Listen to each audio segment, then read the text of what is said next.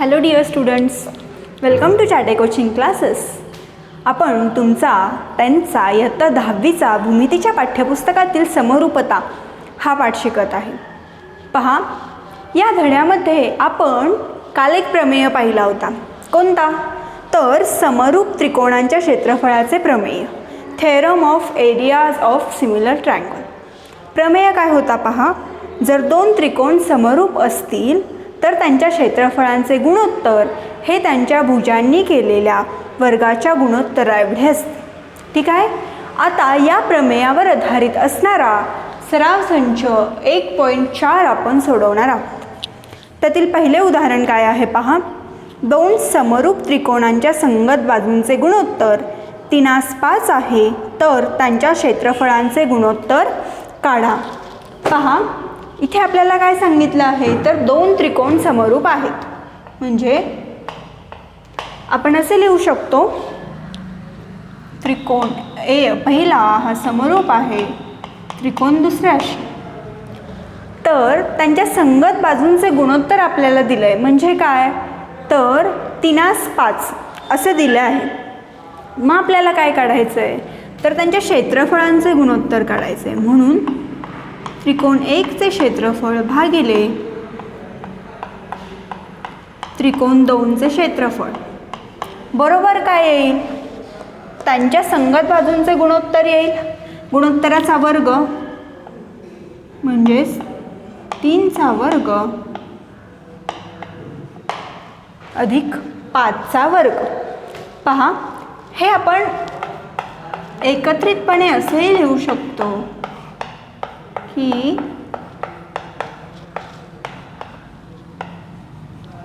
3/5 कंसाचा वर्ग.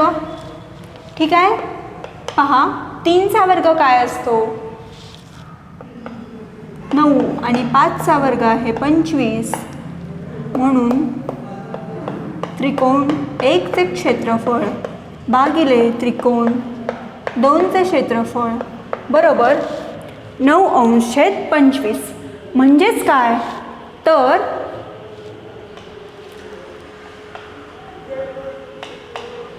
9/25 बरोबर आहे. त्यांच्या त्रिकोणांच्या क्षेत्रफळाचे गुणोत्तर आपल्याला विचारले आहे. ते किती आले, तर 9/25 इतके आले. पहा, आपल्याला काय सांगितले आहे, दोन समरूप त्रिकोणांच्या संगत बाजूंचे गुणोत्तर 3:5 इतके आहे. म्हणजे काय, इथे दोन त्रिकोण समरूप आहेत. आपण त्रिकोणांची नावे दिली नाही आहेत म्हणून त्रिकोण 1 आणि त्रिकोण 2 असे म्हणतोय. त्रिकोण 1 हा समरूप आहे त्रिकोण 2 सोबत. त्यांच्या क्षेत्रफळाचे गुणोत्तर आपण काढतोय. म्हणून त्रिकोण 1चे क्षेत्रफळ अंश त्रिकोण 2चे क्षेत्रफळ बरोबर. आता इथे आपल्याला त्यांचं गुणोत्तर दिलं आहे संगत बाजूंचे. ठीक आहे. म्हणून 3चा वर्ग बरोबर 5चा वर्ग. हेच आपण कंसाचा वर्ग असेही लिहू शकतो. म्हणून 3/5 कंसाचा वर्ग. 3चा वर्ग आहे 9, 5चा वर्ग आहे 25. म्हणून त्रिकोण 1 आणि त्रिकोण 2 या दोन्ही त्रिकोणांच्या क्षेत्रफळाचे गुणोत्तर 9/25 इतके आले. हा सराव संच 1.4 मधील पहिला प्रश्न होता. पहा, पुढचा प्रश्न, दुसरा प्रश्न काय आहे, त्रिकोण ABC समरूप त्रिकोण PQR आणि बाजू AP चे गुणोत्तर बाजू PQ सोबत 2:3 असे आहे, तर खालील चौकटी पूर्ण करा.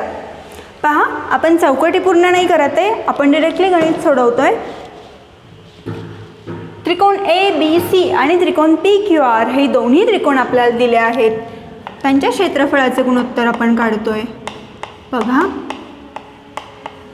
त्रिकोण ABCचे क्षेत्रफळ भागिले त्रिकोण PQRचे क्षेत्रफळ बरोबर काय येईल, त्यांच्या बाजू आपल्याला दिल्या आहेत ABचा वर्ग अधिक PQचा वर्ग, ABचा वर्ग अंश PQचा वर्ग. पहा, इथे त्यांनी आपल्याला त्याचे गुणोत्तर दिले आहे. म्हणजे काय, तर 2चा वर्ग भागिले PQ किती आहे, तर 3चा वर्ग. 2चा वर्ग किती असतो, तर 4 आणि 3चा वर्ग असतो 9. म्हणून त्रिकोण ABCचे क्षेत्रफळ अंश छेद त्रिकोण PQRचे क्षेत्रफळ बरोबर 4 अंश छेद 9. म्हणजे त्रिकोण ABC आणि त्रिकोण PQR यांच्या क्षेत्रफळाचे गुणोत्तर आपण लिहिले तर ते 4:9 इतके येईल. पहा, हा दुसरा प्रश्न होता तुमच्या सराव संचामधला. अतिशय सोपे प्रश्न आहेत. तुम्ही काळजीपूर्वक सोडवले, सगळे प्रमेय पाठ केले तर काहीही अवघड नाही. लक्ष द्या, आपण पुढचा प्रश्न सोडवूया. पहा, तिसरे गणित काय आहे सराव संच 1.4 मधील. त्रिकोण ABC हा समरूप आहे त्रिकोण PQR सोबत. त्रिकोण ABCचे क्षेत्रफळ आहे 80 आणि त्रिकोण PQRचे क्षेत्रफळ आहे 125. तर खालील चौकटी पूर्ण करा. पहा, इथे आपल्याला दिलेले आहे त्रिकोण ABCचे क्षेत्रफळ. इथे काय येईल, ABC आणि त्रिकोण PQR असे 2 त्रिकोण आपल्याला दिले आहेत. म्हणून त्रिकोण PQ आणि R. ठीक आहे. पुढे बघा, या त्रिकोणांचे क्षेत्रफळ आपल्याला दिले आहेत. ABCचे 80 इतके आहे आणि त्रिकोण PQRचे 125 इतके आहे. ते इथे आपण लिहिले. त्यापुढे आपल्याला ह्या चौकटी सोडवायच्या आहेत. इकडे डिरेक्टली आपण गणित सोडवूया आणि मग नंतर या चौकटी भरूया. पहा, त्रिकोण ABCचे क्षेत्रफळ अंश छेद त्रिकोण PQRचे क्षेत्रफळ बरोबर 80 अंश छेद 125. पहा, इथे त्यांनी आपल्याला बाजू AB आणि PQ दिली आहे. त्यांच्या बाजूंचे वर्ग आपण लिहूया. इथे जर बाजू AB आणि PQ दिली नसती तर BC आणि QR ही बाजूही आपण घेऊ शकलो असतो. पण इथे त्यांनी AB आणि PQ दिला आहे म्हणून तो आपण घेतोय.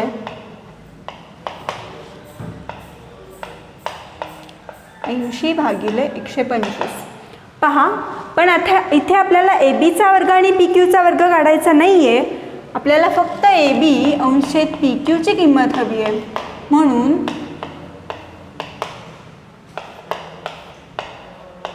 पहा, या पूर्ण या टर्मचा होल स्क्वेअर आपण लिहूया.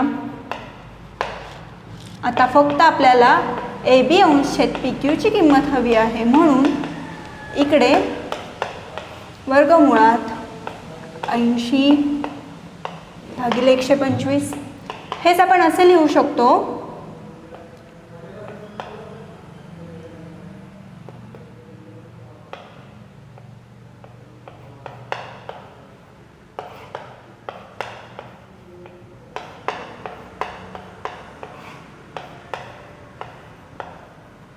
पहा, हे जातील, राहिले 16 25.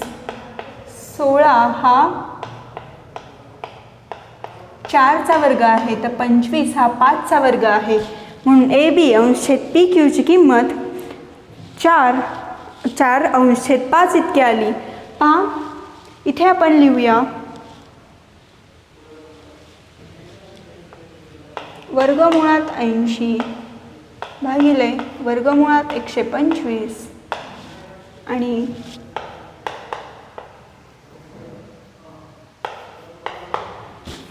अशा प्रकारे आपण चौकटी पूर्ण केल्या आहेत. पहा, मी गणित तुम्हाला सांगते.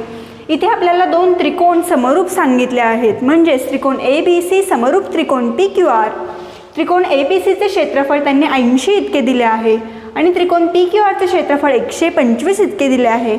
आपल्याला चौकटी पूर्ण करायला सांगितले आहेत. मी इथे गणित सोडवले आहे ते पहा. त्रिकोण ABCचे क्षेत्रफळ अंश छेद त्रिकोण PQRचे क्षेत्रफळ बरोबर ABCचे क्षेत्रफळ त्यांनी 80 तर PQR ह्या त्रिकोणाचे क्षेत्रफळ त्यांनी 125 इतके दिले आहे. म्हणून 80 अंश छेद 125. इथे त्यांनी बाजू आपल्याला ऑलरेडी AB अंश छेद PQ अशा दिल्या आहेत. जर इथे या बाजू दिल्या नसत्या तर आपण कोणत्याही बाजू घेतल्या असत्या, जसं की BC अंश छेद QR. ठीक आहे. पण इथे त्यांनी AB आणि PQ या बाजू आपल्याला ऑलरेडी दिल्या आहेत म्हणून त्या बाजू आपण घेतल्या बरोबर 80 भागिले 125. आता आपल्याला AB आणि PQचा वर्ग आपण पूर्ण कंसाचा वर्ग असा लिहून घेतला. याचा वर्ग आपल्याला नको आहे. AB अंश छेद PQ एवढीच किंमत त्यांनी आपल्याला इथे विचारली आहे. म्हणून इकडे 80 अंश छेद 125 आपण वर्गमुळात लिहिले. 80 आपण कसे लिहू शकतो, तर 16 गुणिले 5 आणि 125 आपण 125 गुणिले 5 असे लिहू शकतो. 5ला 5 निघून जातील, कॅन्सल होतील. राहिले 16 आणि 25, ते वर्गमुळातून बाहेर काढल्यावर 4चा वर्ग 16 आणि 5चा वर्ग 25. म्हणून AB अंश छेद PQ बरोबर 4 अंश छेद 5. अशा प्रकारे या चौकटी आपण पूर्ण केल्या आहेत. हे सराव संच 1.4 मधील तिसरे गणित होते. तुम्हाला जर गणितं हवी आहेत तर तुम्ही त्याचा स्क्रीनशॉट काढून घ्या आणि सगळी गणितं तुमच्या वहीमध्ये नोट डाऊन करत चला. पहा, तुमच्या सराव संचामधील चौथे गणित आपण पाहतोय. त्रिकोण LMN हा समरूप आहे त्रिकोण PQR सोबत आणि 9 गुणिले त्रिकोण PQRचे क्षेत्रफळ बरोबर 16 गुणिले त्रिकोण LMNचे क्षेत्रफळ. PQची किंमत आपल्याला 20 इतकी दिलेली आहे आणि आपल्याला MN किती आहे ते काढायचे आहे. पहा, आपण काढूया. 9 गुणिले त्रिकोण PQRचे क्षेत्रफळ बरोबर 16 गुणिले त्रिकोण LMNचे क्षेत्रफळ. ठीक आहे, हेच आपल्याला त्यांनी गणितामध्ये दिले आहे, उदाहरणामध्ये. आता आपण काय सोडवत आहे पहा, दिसतंय ना तुम्हाला, आपण काय सोडवतोय पहा. आपण त्रिकोण PQR आणि त्रिकोण LMN या दोन्ही त्रिकोणांच्या क्षेत्रफळांचे गुणोत्तर लिहितोय. ते काय आहे पहा, 16 अंश छेद 9. बरोबर आहे. आता आपण काय म्हणू शकतो, तर त्रिकोणाच्या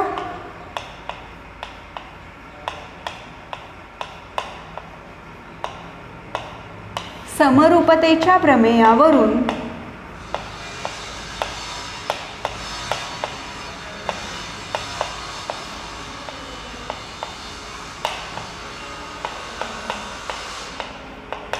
तुम्हाला सर्व गणितं ही स्टेप बाय स्टेप सोडवायची आहेत.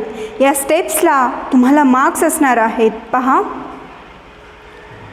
काय लिहितोय आपण, QR वर्ग अंश छेद MN वर्ग.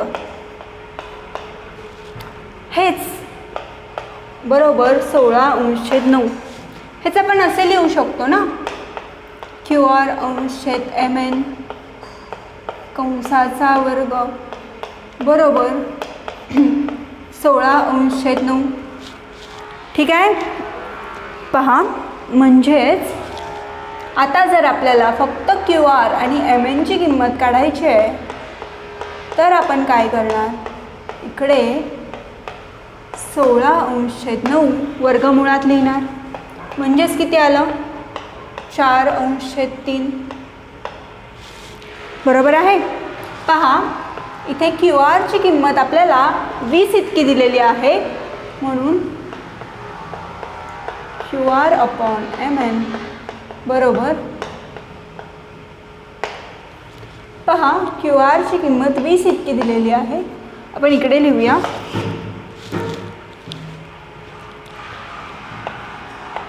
QRची किंमत 20 इतकी दिलेली आहे. MNची किंमत आपल्याला शोधायची आहे. बरोबर 4 अंश छेद 3. याचा तिरकस गुणाकार होईल. पहा, 20 गुणिले 3 अंश छेद 4 बरोबर MN.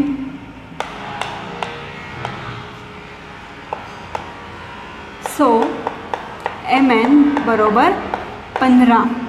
पहा, आपल्याला MNची किंमत काढायची होती आणि ती किंमत 15 इतकी आलेली आहे. तुम्ही पाहू शकता हे गणित आपण कसे सोडवले. 9 गुणिले त्रिकोण PQRचे क्षेत्रफळ बरोबर 16 गुणिले त्रिकोण LMNचे क्षेत्रफळ. हे आपल्याला त्यांनी ऑलरेडी दिले आहे. आपण त्यांच्या क्षेत्रफळांचे गुणोत्तर लिहिले. पहा, त्रिकोण PQRचे क्षेत्रफळ अंश छेद त्रिकोण LMNचे क्षेत्रफळ बरोबर 16 अंश छेद 9. त्रिकोणाच्या समरूपतेच्या प्रमेयावरून आपण काय लिहिले, तर QR चा वर्ग बरोबर MN चा वर्ग, बरोबर आहे ना. तिथे समरूपतेचे प्रमेय काय आहे दोन त्रिकोणांच्या, की त्यांच्या भुजांनी केलेले जे काही गुणोत्तर असेल ते त्यांच्या वर्गाच्या गुणोत्तरा एवढे असेल, बरोबर आहे, बाजूच्या गुणोत्तरा एवढे असेल. मग आता या दोन्ही टर्म्सला वेगवेगळा वर्ग लिहिण्यापेक्षा आपण त्याला कंसाचा वर्ग असं लिहिलं. ठीक आहे. आता आपल्याला फक्त QR आणि MN काढायचा आहे, वर्ग नको आहे, म्हणून इकडे आपण 16/9 हे वर्गमुळात लिहिले. ते वर्गमुळातून बाहेर काढल्यावर किती आले तर 4/3. इथे QRची किंमत PQची किंमत आपल्याला इथे PQ किंवा QR कोणतीही बाजू तुम्ही घेऊ शकता. इथे PQ घेऊया आपण, म्हणजे तुम्हाला समजायला इझी होईल, तुमचं कन्फ्युजन नाही होणार. पहा, PQची किंमत आपल्याला 20 इतकी दिलेली आहे आणि MNची किंमत आपल्याला काढायची आहे, बरोबर.